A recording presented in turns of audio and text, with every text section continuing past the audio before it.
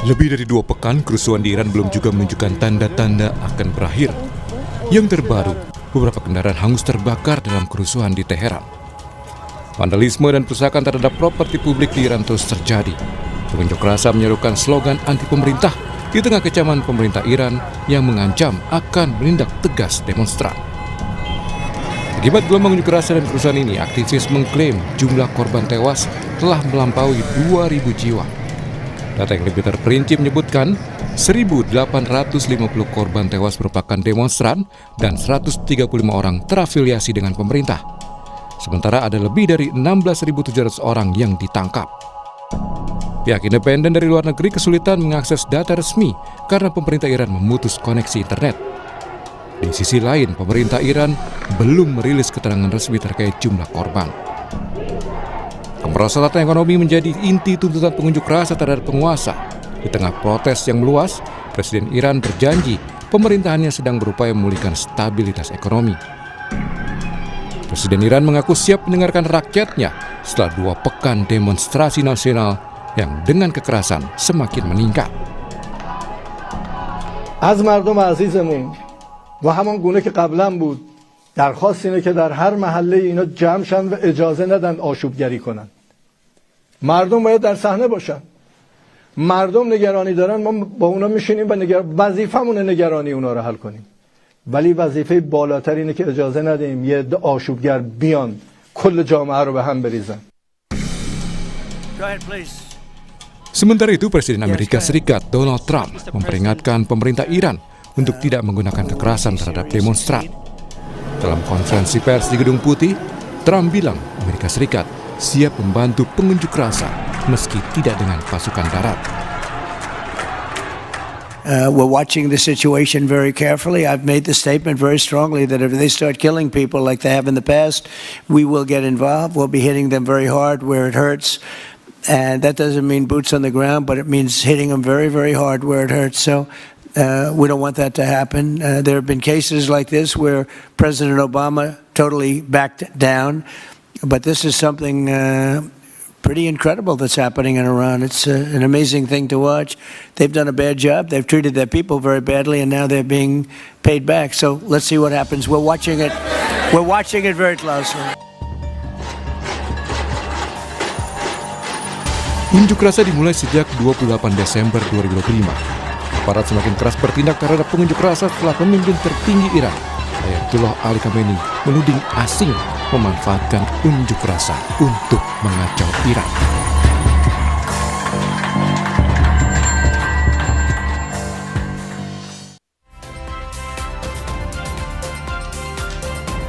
Saat ini kita sudah bersama dengan analis geopolitik yang juga merupakan Dubes RI untuk Iran periode 2012 hingga 2016, Dian Wirengjurit telah bergabung bersama kami melalui sambungan daring. Selamat pagi, Assalamualaikum Pak Dian. Waalaikumsalam, selamat pagi Mbak Adisti, selamat pagi pemirsa. Iya, Pak Dian, kita kan lihat bagaimana kemudian demo besar-besaran dan juga demo ricu di Iran ini sampai sekarang belum berakhir. Bahkan lebih dari 2.000 orang diprediksi meninggal dunia dalam demo besar-besaran ini. Nah, kalau Anda melihat tadi pernyataan Trump yang mengatakan bahwa Amerika akan melakukan pengawasan secara penuh terhadap Iran, apakah ini merupakan sinyal kuat konflik akan terjadi antara Iran dan juga Amerika Serikat, dengan Amerika Serikat akan melakukan pendekatan militer terhadap Iran, Pak Dian? Terima kasih Mbak Adisti. Boleh saya mulai dengan hal ini ya, korban. Tolong pemirsa, kita sama-sama waraslah dalam menyikapi, cerdaslah dalam menyikapi. Semua media massa, apalagi Barat, pasti cenderung menambah-nambah jumlah korban. Oke. Titik. Kedua, pasti pihak pemerintah manapun pasti berusaha mengurangi. Oke, kita harus cerdas bahwa korban itu tidak sebanyak itu, tapi mungkin tidak serendah yang disampaikan pemerintah. Kita lihat di lapangan. Tapi kalau dilihat beberapa video yang termasuk yang sedang beredar, itu kerumunan itu tidak kerumunan yang massa yang sifatnya puluhan atau ratusan ribu. Buat saya ini kerumunan yang memang bubar. Tapi saya mau sampaikan begini. 2 hari terakhir saya bisa berkomunikasi dengan teman-teman di Iran. Artinya saya sudah bisa berkomunikasi dengan baik masyarakat Indonesia yang di sana, baik teman-teman Iran saya di sana, baik dengan beberapa diplomat yang saya masih kenal yang ada di sana. Hmm. Sudah ada komunikasi itu. Nah, kalau ditanya perang, apa benar akan perang? Tolong diperhatikan. Di Amerika tanpa krisis, tanpa perang aja korban akibat kelakuan polisi Amerika terhadap rakyatnya juga ada yang tewas kok, gitu loh. Apalagi di sebuah kerusuhan yang dikendalikan, dikoordinasikan oleh mereka di negara lain. Pasti korban lebih banyak karena mereka tujuannya adalah menciptakan kekacauan. Itulah yang menjadi berita. Nah, tapi kalau kembali ke soal perang, ketika saya mulai bertugas di Iran 2012, Leon Panetta, Menteri Pertahanannya Amerika sudah menyatakan Israel akan menyerang musim semi, artinya 4 bulan kemudian. Hingga saat ini pernyataan seperti itu berulang-ulang dan sudah menjadi bagian hidup dari masyarakat Iran karena ancaman itu setiap saat muncul.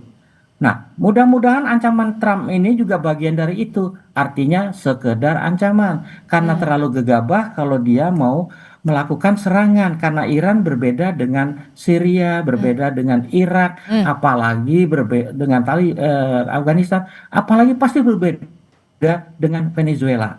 Jadi ancaman-ancaman Trump itu bisa dilihat begini, itu dia butuhkan untuk mengalihkan perhatian masyarakat Amerika dan dunia dari masalah yang dihadapi, termasuk masalah pedofilinya dia itu.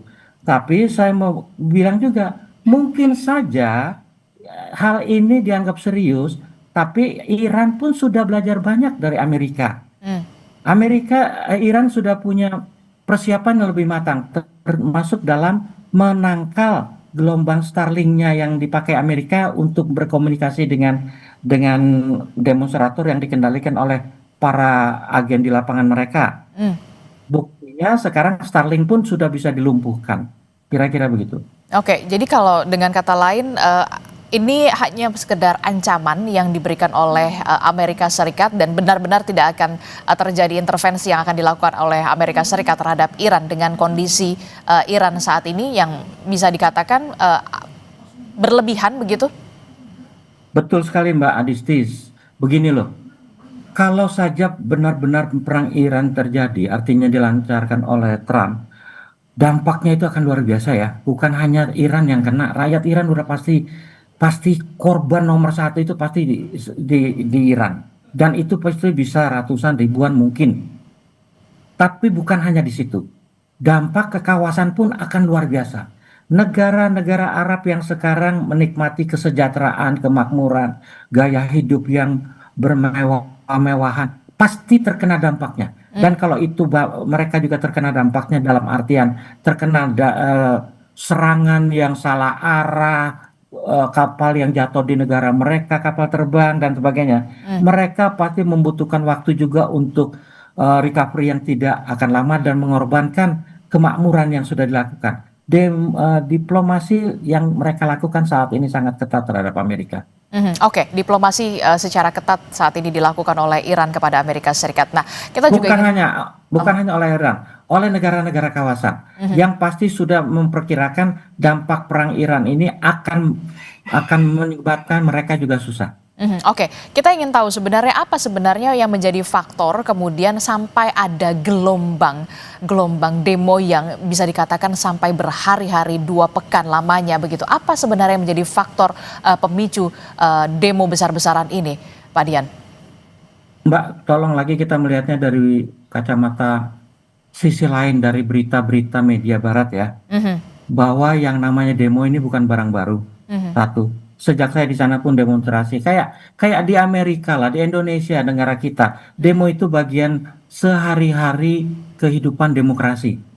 Bahwa Iran sudah mengalami kesulitan ekonomi, tolong dicatat. Sejak putus hubungan sama Amerika, revolusi Iran tahun 79, Iran sudah dikenakan sanksi, hanya secara bertahap diperketat, khususnya pada tahun 2002 ketika Iran diduga memiliki program senjata nuklir. Sanksinya lebih masif, menyangkut seluruh kehidupan praktis, seluruh kehidupan masyarakat Iran. Dan itu tidak pernah dilakukan oleh Amerika dan secara keroyokan dengan negara-negara Eropa terhadap negara manapun. terhadap Korea Utara sekalipun tidak semasif yang dilakukan terhadap Iran.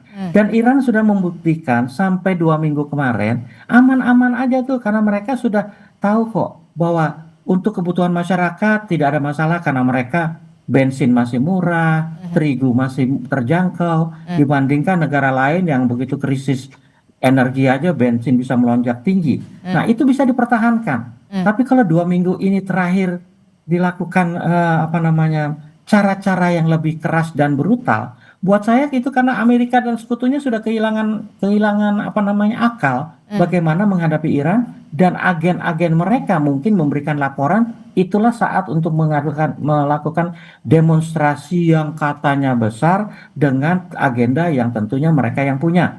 Tapi 2 hari terakhir ini terbukti saya terus kontak kok dan saya bisa komunikasi dengan teman-teman di sana itu sudah lebih reda lah. Apalagi demonstrasi ini sudah mulai brutal karena ada korban dari sipil yang terbunuh oleh mereka dan yang pasti pembakaran masjid berapa puluh itu merupakan kesalahan fatal karena masjid adalah simbol agama yang oleh Iran merupakan simbol negara yang harus dipertahankan. Mereka sudah membuktikan berbagai perang sejak peradaban ribuan tahun sampai sekarang mereka bisa survive. Oke, begini, kalau kita lihat kan Presiden Iran sempat mengatakan apa yang terjadi saat ini di Iran, demo yang saat ini dilakukan oleh Iran ini adalah salah satunya ada campur tangan dalam tanda kutip asing di sana untuk mengacaukan Iran. Anda sepakat dengan itu? Sangat amat sangat sepakat. Nah, kurang apa saya? Tapi begini loh Mbak, coba perhatikan. Makanya tadi dari awal saya udah bilang jangan kita terlalu naif ya menghadapi situasi-situasi termasuk di dalam negeri kita. Apakah demo kita itu murni? Kita bisa jawab sendiri. Tapi apakah demo di Venezuela, di Panama, dimanapun yang ada ujungnya adalah penggulingan pemerintahan, kita bisa tahu kok siapa di belakang itu. Sekarang saya kembali ke beberapa cerita lama sebenarnya. Demo berapa tahun yang lalu itu seorang diplomat asing, duta besar bahkan dari negara Eropa ada di tengah-tengah demo. Alasannya baru selesai cukur. Kira-kira masuk akal nggak? Ada demo itu kan tidak akan muncul sekejap. Pertama mereka harus minta izin, berarti disiapkan daerahnya, bahwa kemudian jadi brutal dan meluas, itu kan sudah diketahui. Tapi seorang diplomat senior ini ada di tengah-tengah demo dan ditangkap alasannya karena saya baru selesai cukur. Padahal siapa yang bisa membayangkan seorang duta besar negara barat ya, dimanapun dia berada di negara-negara yang katanya rawan, bisa jalan sendiri, tidak pernah ada. Pasti ada orang di sekitarnya. Nah, saya mau bilang begini loh, yang namanya agen-agen itu bukan hal aneh. Mereka bisa bunuh tenaga pakar-pakar nuklir Iran. Terakhir berapa tahun? 2 tahun lalu mungkin. Itu kalau tidak ada orang dalam siapa? Orang dalam itu siapa? Rakyat biasa mungkin. Tapi siapa mereka? Mereka sudah dibina. Kenapa? Karena diiming-imingi, jelas diiming-imingi uang. Dalam dunia intelijen semua juga mungkin paham lah. Seorang mata-mata Amerika atau Mossad yang menyamar sebagai apapun itu pasti punya orang yang ditangani. Dia namanya handler. Handler itu bisa 5-10 dan menyebar kayak apa ya? Kalau dagang itu kayak multiple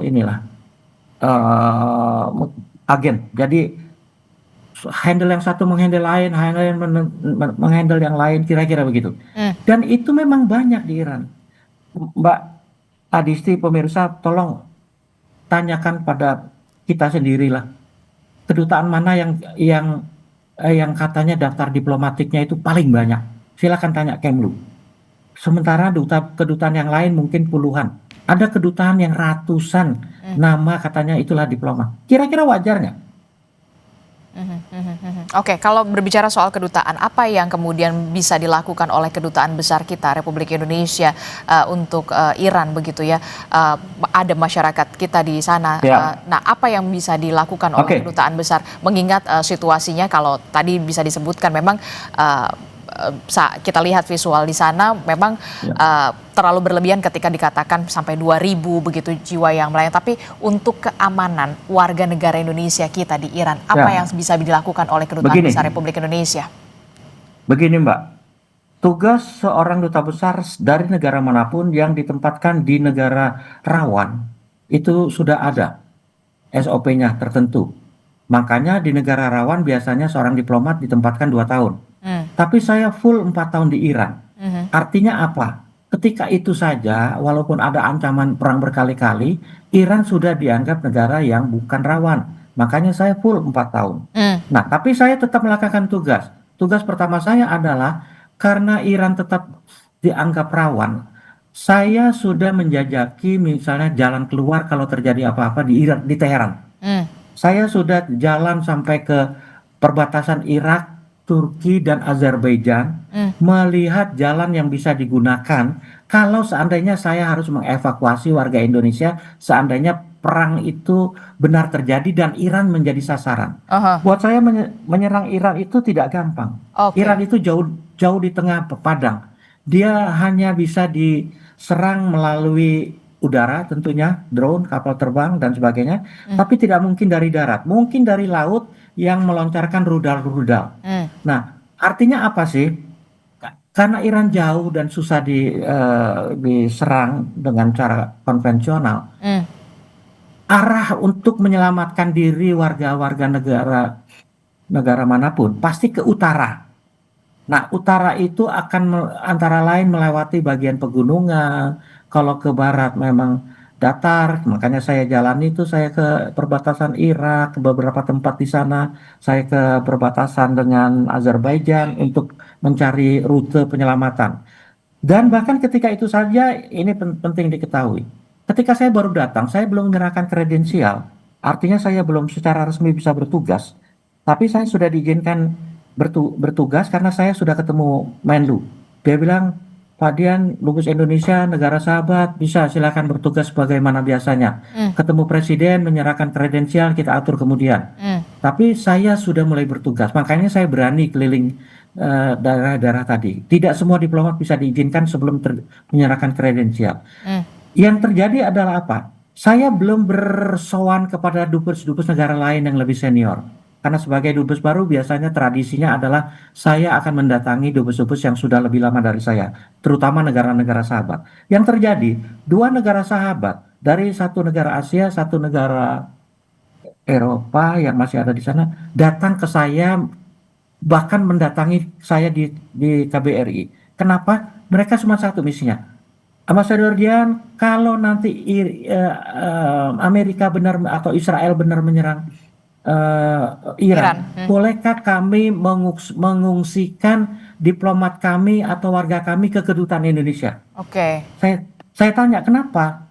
Karena kedutaan Indonesia ini terletak tidak jauh dari salah satu instalasi militernya Iran. Kalau instalasi itu dibom, pasti kedutaan Indonesia hancur. Karena mereka tahu bahwa kalau menyerang instalasi itu, kedutaan Indonesia hancur, itu akan jadi insiden besar. Dan kalau itu insiden besar, hubungan Amerika pun dengan negara-negara yang jadi korban akan buruk. Nah, karena itulah mereka minta untuk kesediaan kita. Saya bilang, most welcome, silakan. Kita akan sama-sama bekerja sama. Kira-kira begitu, artinya tidak semudah itulah. Tidak semudah itu, oke. Terakhir saya ingin tahu, ketika memang demo rusuh ini di Iran bakal lebih panjang, kita berharapnya itu tidak akan menjadi panjang begitu dan menjadi konflik begitu ya. Tapi apa yang dampaknya untuk internasional secara keseluruhan dan juga khususnya untuk Indonesia? Singkat saja Pak Dian. Terima kasih. Kalau Indonesia begini, insya Allah karena masyarakat kita tidak banyak dan masyarakat kita itu ada di pusat-pusat studi lah, bukan kayak mereka di Amerika di Iran mengacak-acak itu. Mereka studi, artinya mereka dalam posisi yang aman. Dan jumlahnya kan sekitar 400, relatif tidak terlalu banyak. Artinya kita sudah siapkan rute-rute tadi sudah aman, jadi tidak perlu khawatir. Untuk Indonesia saya cuma mengingatkan, kalau apapun yang terjadi baik kecil atau besar, sejak dimulai serangan, berarti harga minyak itu pasti akan meningkat. Itu saja harus diantisipasi. Sementara di kawasan, saya tadi sudah singgung, mereka tidak akan membiarkan negara-negara mereka terkena getah kehancuran gara-gara perang yang luar biasa yang dikatakan akan menjadi perang dunia ketiga.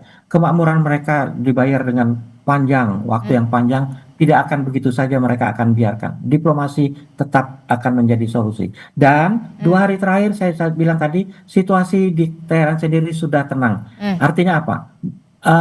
Rakyat yang mendukung pemerintahan itu sudah bisa meyakinkan demonstran yang pro Amerika. Kalau dilakukan terus, runyam. Karena kami akan mempertahankan identitas kebanggaan kami sebagai sebuah peradaban dan sebuah negara Islam.